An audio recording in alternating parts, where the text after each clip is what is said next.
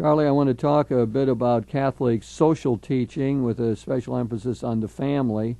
And I always enjoy speaking with you about that topic. I think you have a good feel for this whole area. You've spent a lot of time studying and putting it into practice, too, in your various jobs in the Diocese of Toledo. You had to very directly work with that. And I was just wondering how that Catholic social teaching has sort of come into your own mind and heart as you've had to carry out some of your responsibilities in the diocese and so on. Well, it's interesting, Jim, because after 10 years working with our diocesan social action office and dealing with a lot of these issues as issues, and now at this point for the last couple of years being back in parish ministry, I think as everyone who's involved in ministry in a Catholic parish realizes, family is the focus of where life goes on out there. It's people, it's parents, it's kids, it goes on in that dynamic. And I think I at first had a sense as I moved from the one to the other that this was a totally different world, and I've come to realize, no, it is exactly the same world, that in effect family is where all that issue stuff, it's kind of, as they say, where the rubber hits the road. I remember very clearly when I was still at the office back several years ago when there was some discussion about possible changes, relocations with the Jeep plant here in Toledo, sitting literally in a couple of church basements in Toledo parishes here, talking with people who were fathers, sons and daughters, employed locally. And as I raised the question, if it might seem a little strange to you that church is concerned about something like, whether a plant closes or how Toledo's economic life is going, they immediately jumped in and proceeded to tell me how they didn't think the church had any business doing anything except exactly that, because they said, hey, it affects families, whether I got a job, whether I can support my kids. Mm-hmm. And they were making the connection between jobs and employment and family life far more forcefully than I could have ever imagined how to make. As you said, that becomes the real central point, the focal point of all of this is often in the family life. When we're using this phrase Catholic social teaching, we might just identify that a bit. There is a book out called on Catholic social teaching that's subtitled The Church's Best Kept Secret. And, appropriate title. Yes, I'm afraid that many people would know the encyclical Humanae Vitae that talks about birth control who would have never heard of any of the great Catholic social encyclicals, the first of which in modern times we speak of as Rerum Novarum, which was written back in 1891. And we've had a lot of great social encyclicals and teachings of the Church ever since. It's been an attempt by the Church to contribute to the attempt to solve the social questions of our time, the problems of work, of peace and war, of the economic kind of questions that have come up. And in that Catholic social teaching, I guess we've seen many themes develop, like the dignity of the person, the importance of work, and so on. And within all of that, there is this idea of the family. That's sort of a constant theme, as you suggested before, that people sense. And maybe we could have taught this Catholic social teaching much better from the viewpoint of the family than we have done. And then it might not be our best kept secret, and people would be more interested in it. A lot of times it's hard for people to be interested in global economic questions. It is of vital importance whether one can feed one's family and hold it together, and how children are going to be raised and educated and so on. It is ironic that I think for most Catholics even, to talk about what does the Church have to say about family, most answers would focus almost exclusively on the question of either the Catholic education of young people or the question of sexual morality. And the idea that the dynamic of family life, or the way that family is one of those structures between the individual person and the total collective society structures, just kind of goes right past us. And yet all of the behavioral sciences say that the values and the whole stance out of which we participate in larger structures in life are formed by what goes on day in and day out under the family roof, sitting around the table in the family kitchen. And as you say, if we had found a way 30 years ago to begin to really effectively address Catholic social concerns from a family perspective, there'd probably be a lot more people for whom this wouldn't be a tremendously well-kept secret. Indeed. I think you're right about that. After Rerum Novarum was written by Pope Leo XIII in 1891, in great stress on workers, the plight of workers, their right in order to organize into unions, something that made a big impact in the United States. That's why, it's just thinking, Charlie, sitting here as two Catholic priests, one of the reasons that we have often enjoyed the respect of our people and so on, and when we were ordained had sort of instant access into their lives was because of the priests who went before us. Very often, the people who helped the worker immigrants and Catholics in the United States to organize into unions or to find jobs or to better themselves, who helped them out with their family lives. I mean, there was a time, in the history of the country when the church really was helpful to the workers, and I think Catholic people have that in their collective memory, that somewhere along the line the church did good by them and their grandparents or their parents. And part of that grew out of this whole encyclical of Leo XIII, which the American bishops then translated into a real effort to help American workers better their condition and to organize into unions.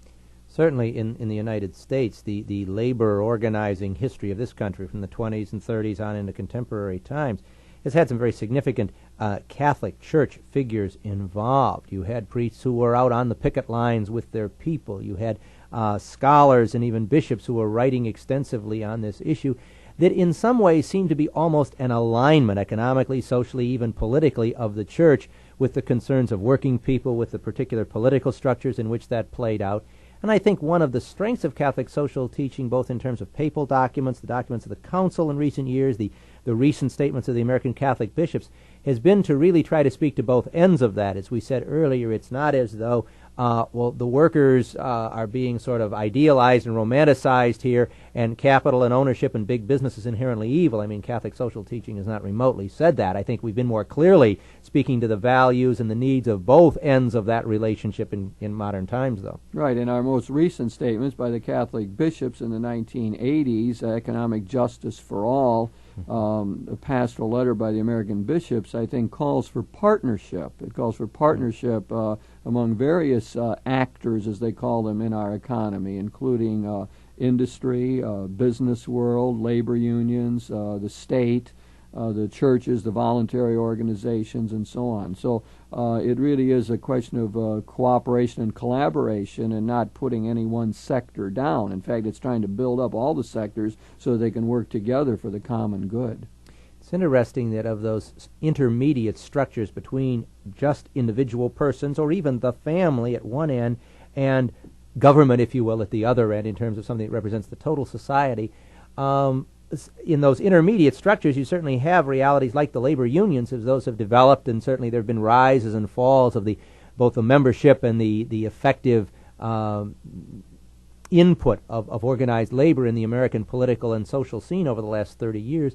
But increasingly, I think we're realizing that the corporation and some of the corporate structures are also some of those intermediate structures where people collectively work together to use their talents, and certainly in a way that more and more I think corporations are seeing as not just focused on products and services, but on the role that corporation plays in the broader social fabric. And in some intriguing ways, the fact that more and more of those corporations are multinational corporations, you have at the governmental level and at the corporate level different alignments in terms of loyalties, if you will. It's true, and also there's a correlation between the corporate life and family life these days. The more enlightened corporations understand the importance of family life. They want their workers to be happy at home because they know they're more productive when they're on the job. In fact, I mean, sometimes I'm asked to come in and give talks to corporate people on time management, for example, and they know when I come in there I'm going to talk about the importance of spending time with one's family, and yet they would ask me to do that knowing that it is in their own self-interest. That is, if people are happy at home, they're getting along, they're dealing well with their children and their spouses, then when they come to work, they're more prepared to do a good job, to be focused while they're there. And that's everything from the rather obvious situation of the worker who doesn't show up on Monday morning because he's still hungover from alcohol abuse because he got into a fight with his relatives over the weekend, to the fact that when everything from the blue-collar worker on the assembly line to the white-collar professional comes into the office or the shop or the plant or wherever, feeling really good about herself or himself because of the kind of interaction going on in the people space in their life, their own productivity and the quality of what they do is going to be just tremendously stronger, and everybody benefits from it. Their work is more satisfying to them. What they contribute to the collective product of the company, the corporation, whatever, is better. and it's actually possible to have a win-win situation. Yes, which is what we're trying to create.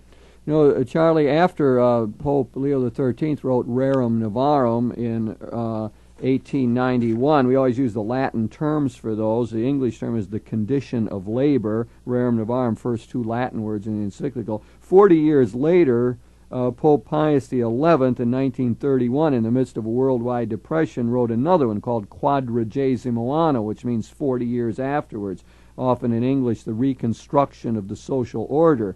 But in there, he celebrated and pointed out what he called the principle of subsidiarity, which has become an important part of Catholic social teaching.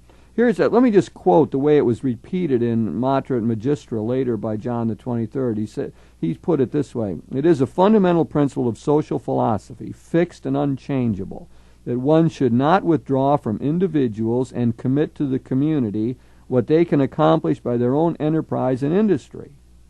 Don't take it away from the individual and give it to the community if they can do it on their own. So, too, it is an injustice and at the same time a great evil and a disturbance of right order." That's typical church language. Everything's wrong with it.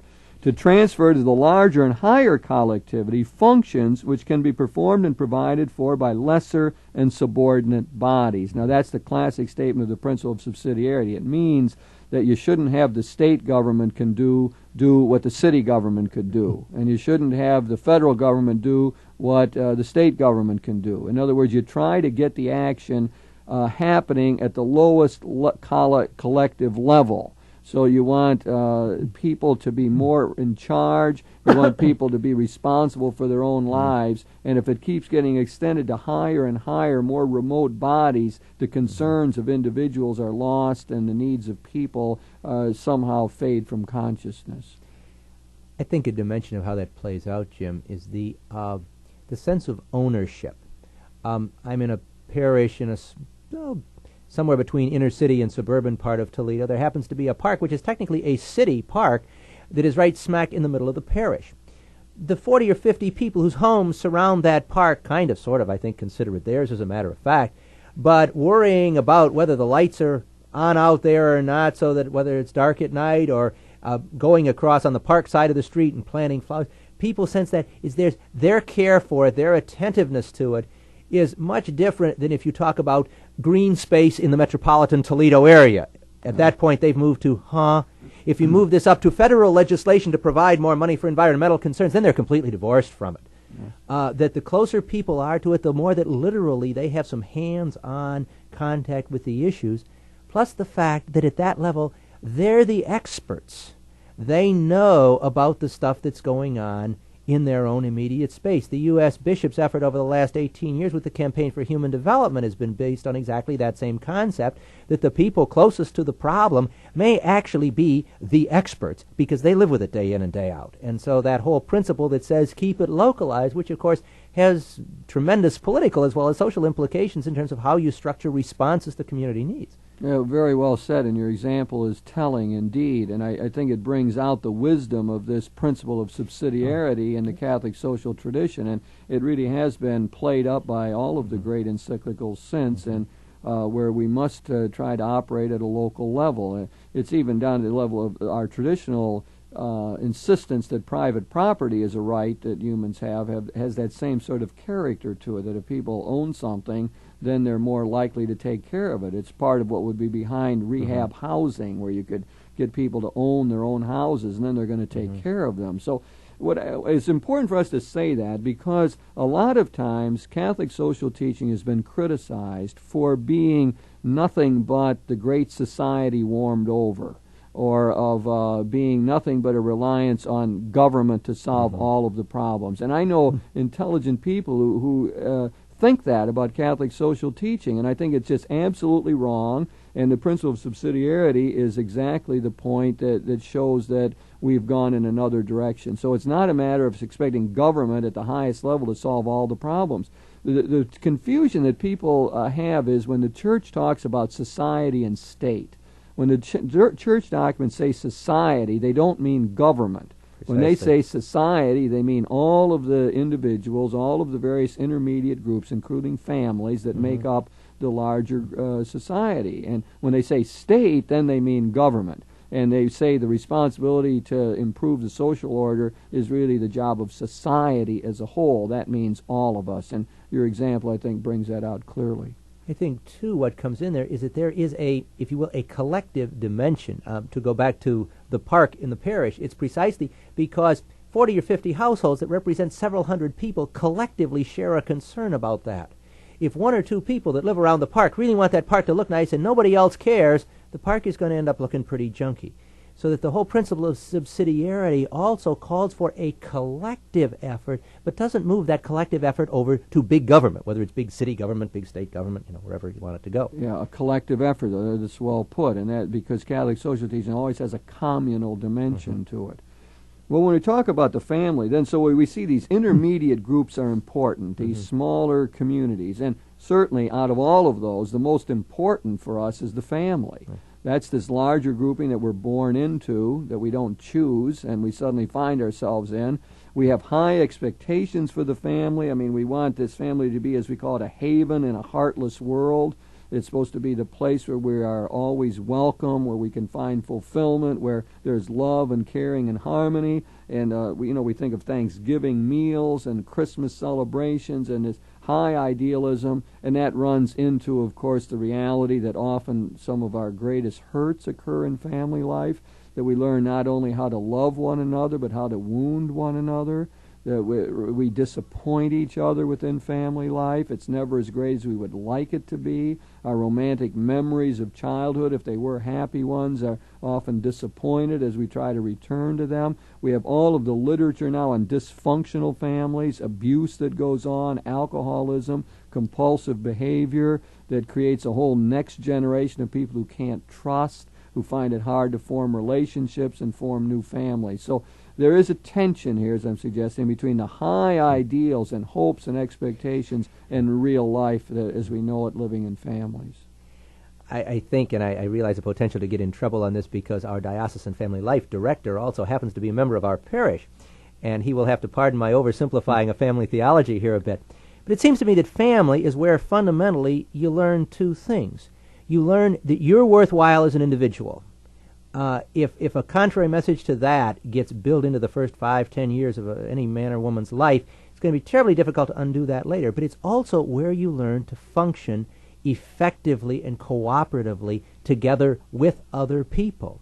And it seems to me that those two segments, a sense of the value of person, of my worthwhileness, that I am someone and have something to contribute, and yet that I'm not the Lone Ranger, that I'm not, an isolated, autonomous individual, but that I can and do best function when I can do it cooperatively with other people, and at times that cooperation means healing the hurts, it means saying I'm sorry, but it also means recognizing and enhancing and supporting the gifts and the talents of the people around us. And to over-focus a family theology is you either learn how to do those two things in a family or you don't learn how to do them.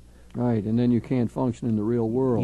You can't function in the labor union. You can't function in the corporate management meeting. You can't function in the local, any place else, because you've never learned how to do it. And it's hard for you to form your own family and make a successful marriage at that point, and it perpetuates itself. That's something of what we mean by social sin, as we talk about it in the Catholic social teaching, that sin gets embedded in institutions and structures, it gets carried on in communities and so on. And so it really is an important part of the analysis. And then whenever you say family, we have to think about people whose family experiences are, people who want to found families and can't, single people who want to be married and are not. We have to think of all the single parent families that now exist where one parent is trying to raise children. We know a tremendous amount of our poverty is due to that.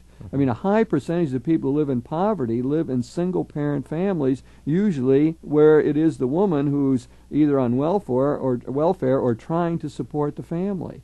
So it is one of our, again, the linkage between the family and the social question is tremendous.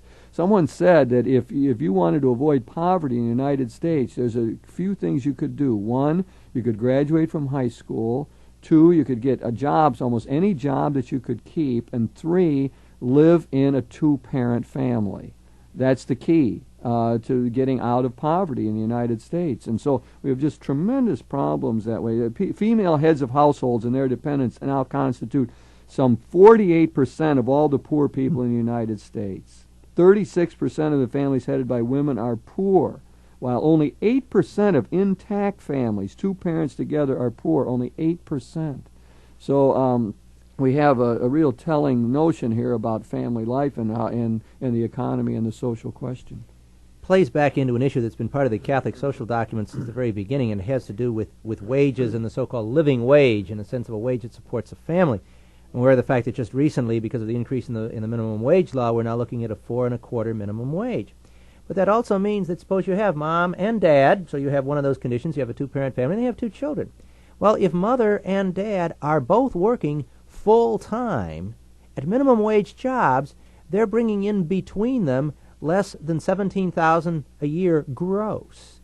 And most people that I know, when asked about a minimum budget to, at basic levels of decency, support a family of 2 adults and 2 children, and I suggest you can do it on $17,000 a year, they look at me and kind of, how are you going to do that?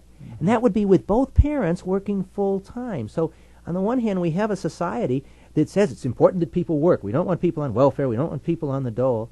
And yet at the same time, the issue of how do we try to connect full-time, meaningful employment with a combination of wages and benefits that realistically allow a person to maintain and support a family. And I don't think we figured that one out yet. And the just wage notion that you bring up has been crucial to Catholic social teaching. All the way from the beginning of Leo XIII through the documents has been this idea that people ought to make enough money to be able to attend to their families, to raise their children, to educate them, and so on. And that's been a call, again, that we find in the Catholic bishop's statement in 1986, Economic Justice for All. That the wages that paid are really crucial. And it has something to say about minimum wage laws in the United States, surely. There's an equity issue there, too, though, that I don't think there's any kind of simple answer to.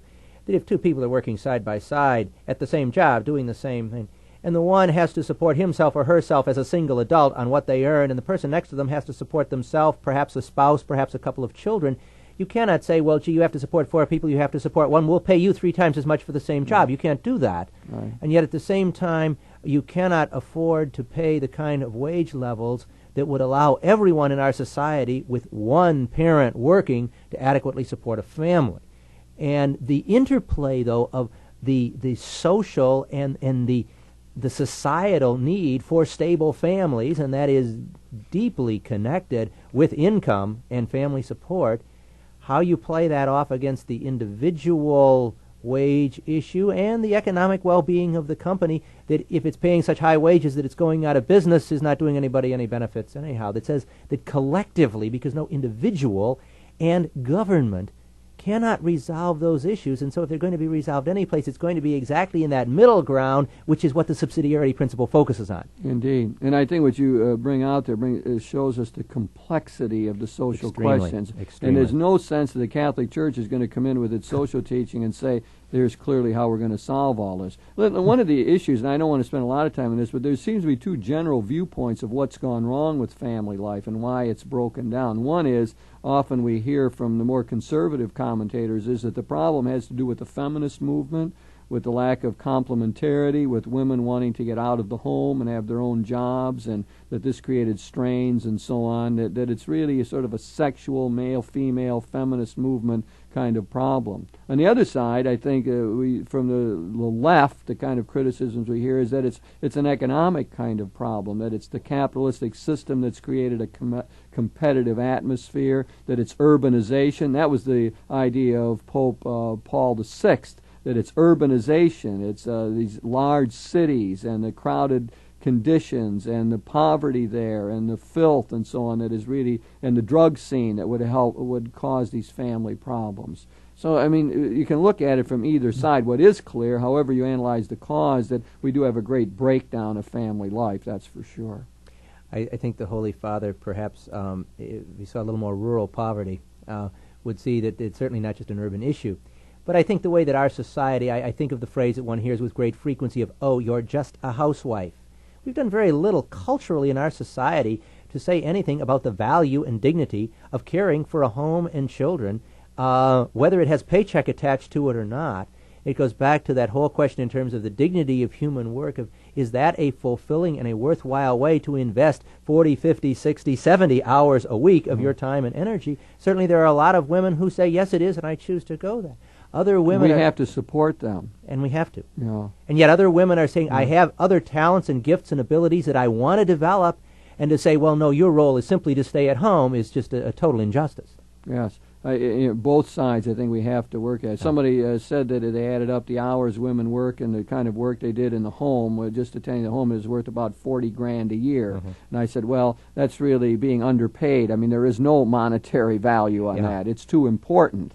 It has greater significance, and I think that's one way of playing up this importance. So part of what Catholic social teaching is trying to do, Chuck, is to keep this whole thing together, to try in one way or another to hold families together, to get people to be responsible, to have them to be little churches in a way, places where there's a spiritual life that is at work and so on. Yes, briefly. I think, as you said, though, certainly it's not to say that we have the answers. I think the Church's role has been to say, we think there are some significant questions that you shouldn't miss while you're looking for answers, but not remotely claiming that we have a way to resolve this. Right, but this insistence that the family is the building block of society. Very much so. It is a little church. We need to keep spiritual values alive there. We have to call for responsibility of men, on the part of men who father children, to stay with spouses. We could use public policy changes like a welfare system that would try to keep families intact, that you could have help for families when both the father and the mother are present, all kind of things. No time to go into all of that, but what we're saying is the family's crucial to Catholic social teaching, and there's a great stress on all of us playing our own role to help make families flourish and really be examples and models of Christian life.